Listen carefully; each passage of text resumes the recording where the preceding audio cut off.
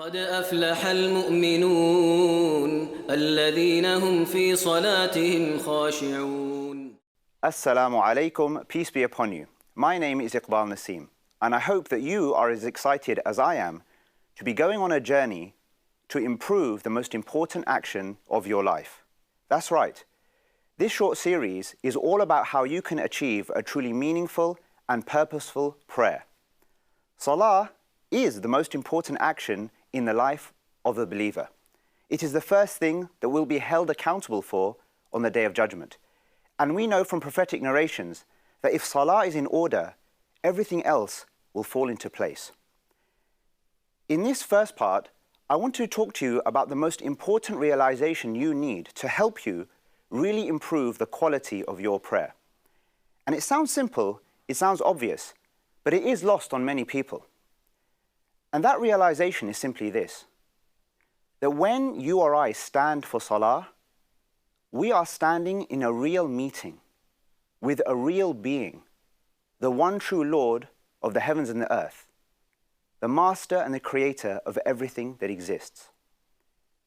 Now you might say, well, I know that. Of course, we're standing in front of Allah, and I know that He is the creator, and I know that He made me, and I know that He put me here. So what's the big realization there? But let me say it again. The key realization is that this Salah is a real interaction, a real meeting. That when you speak and when you move and what you think and how you feel, all of these things really matter. They actually create something of an impression with your Lord about you. You see, your Salah communicates to your Lord how seriously you take Him, how much you value your relationship with Him. And in all our relationships, it's actually quite similar.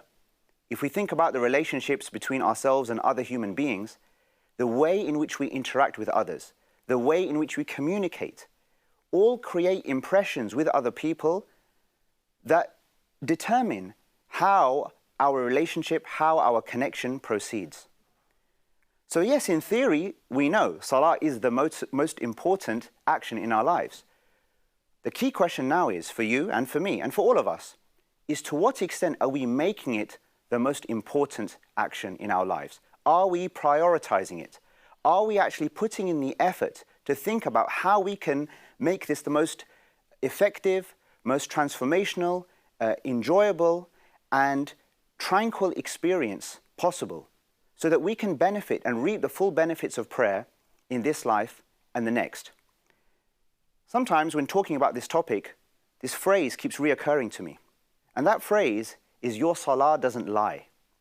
You see, whatever we say about our beliefs and whatever we say about our conviction in our Lord, the Salah tells the truth, if you like, about the reality of that. And we all know the feeling of mindless prayers.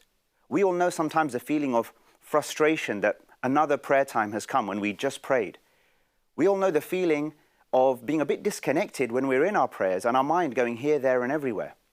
And sometimes being more relieved that our Salah has ended than we feel when we know that the time for Salah has come.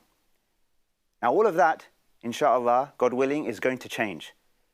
Whatever your situation is, whether you are consistent in your prayers or not, whether you feel the quality of your prayers has been up to scratch or not, this process that we're going to go through is, inshallah, God willing, going to transform the way in which you understand your Salah and in which you experience every aspect of it. But I just want to emphasize one more time.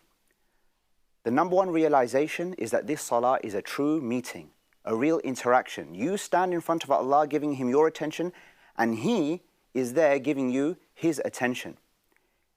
It's not just a ritual. It's not just a tick box exercise. It's not just about doing something that Allah as an abstract idea has asked us to do. No, this is an invitation, a direct invitation from Him to you and to me. And so the number one decision we need to make is, we're going to respond to that invitation. We're not going to be rude and reject an invitation from the King of all that exists. And the second thing is that when we actually stand there, we believe that our communication, the words that we utter, the movements that we make, our thoughts and our feelings, that they're all being directed towards our Lord. They're not just going into thin air, but we're trying to put together a set of actions and words and thoughts and emotions that actually register with our Lord and count heavily on our scales in the life to come. In the next part, we'll be discussing how practically to do this. And I'll be talking to you about the alignment or unlocking mechanism that starts to bring out some of these experiences and some of the higher quality elements of prayer to which I have referred.